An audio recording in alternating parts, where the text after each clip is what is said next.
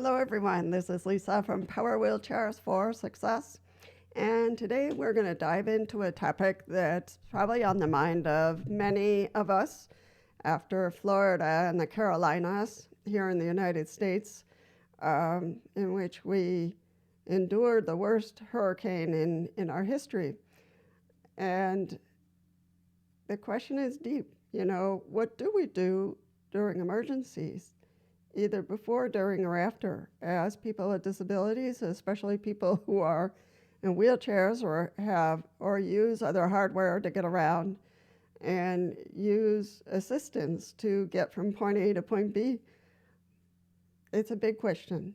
This person from Nova Scotia suggested a registry for vulnerable people. It doesn't specify what disabilities or what ages, it just says vulnerable people. I know that here in the United States, one thing that's on our mind a lot is privacy.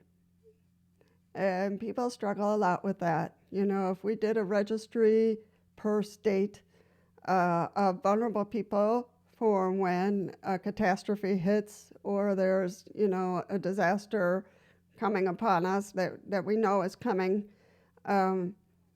who would have access to the registry? Is the registry always open? Is the registry only open before disaster? How all those things would be planned is a big question. And a lot of people out there would say, heck no, because I don't know who's going to have access to that registry. And I don't know, the possibility of somebody stealing the registry, all kinds of issues that we think about. And I don't know, I'm in favor of a registry. Here in Wisconsin, you can register, with your ID. I think with your driver's license, you voluntarily can make a note or insert a note that you have a disability. But the only person who can read it is the officer. Like, say, if you get stopped, the officer would be able to bring up your license plate and then see that there's a note in there that you have a disability. And especially, it's helpful for those of us who are deaf and did not follow an instruction or lights or signals of some kind, and were pulled over for that they would see, oh, this person is deaf. Okay, that makes sense. So, but then what? I asked the question, what happened in Florida? How many people with disabilities passed away due to the storm? Did they get stuck? Was there nobody to move them? Did they not have any connections or supports that they had to shelter in place and did not survive? So we won't know the answers to that until much later. But, here in the state of Wisconsin, we have tornadoes, and tornadoes hit fast, quick, and furious, and it's not always predictable. So, if you have a registry, how will we use it? How will it benefit the people in wheelchairs? And I don't have an answer for that. If we have a flooding, and we know there's going to be flooding because we can predict weather pretty well now, how will that registry be used? How quickly will the police department, fire department reach out to that person and say, hey, do you want to be evacuated, before this flood hits? Or do you want to be evacuated before this hurricane hits? How will it be implemented? So there's a lot of questions. If we established registries for each state or for each county or for each, like, small countries like Costa Rica or Salvador, how would that be used? I would have to get to the table with other planners or, rescuers or, first responders and just ask all those questions so that if we decided to create registries, that there would be some clear outlines or rules on how to use it and how not to use it. Um, it needs thought.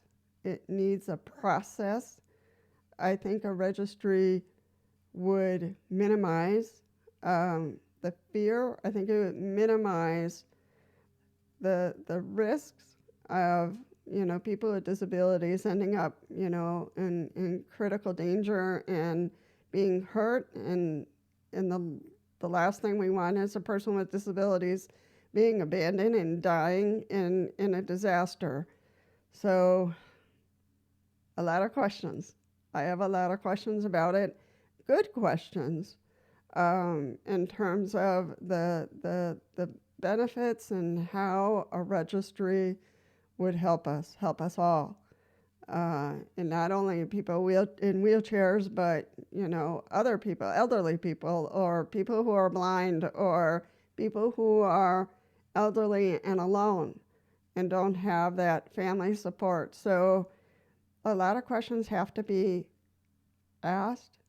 I think rules and regulations have to be put forward to be able to use a registry like that, or create a registry like that in your state, your region, your province, your country. It's not a bad idea by any means. I favor it, but I think it needs some work to be able to create something that is useful and that would work, in the way it's supposed to work. So post down below your thoughts or your concerns about a registry that would be used in a moment of an emergency to save you, to assist you in getting you to a safe place. Whether that is a shelter, whether it's with another family member, whether it's outside of the area of danger. It requires some thought. So let's put it out there. Let's put our thoughts together in terms of what questions you would have if a registry were to be created to help people with disabilities. Would you be in agreement? If so, what rules would you want the registry to take into consideration? Who would coordinate that registry for you or for me?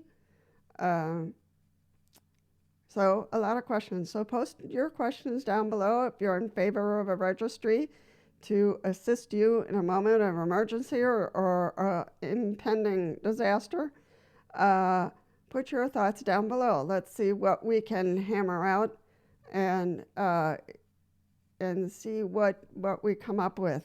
I'm sure that our people in charge, our politicians, and everyone out there probably have some thoughts on it. But seriously, I think after Ian's landing in Florida, it is a good question to ask. This is a reminder to everyone. Thank you so much for joining us in this video.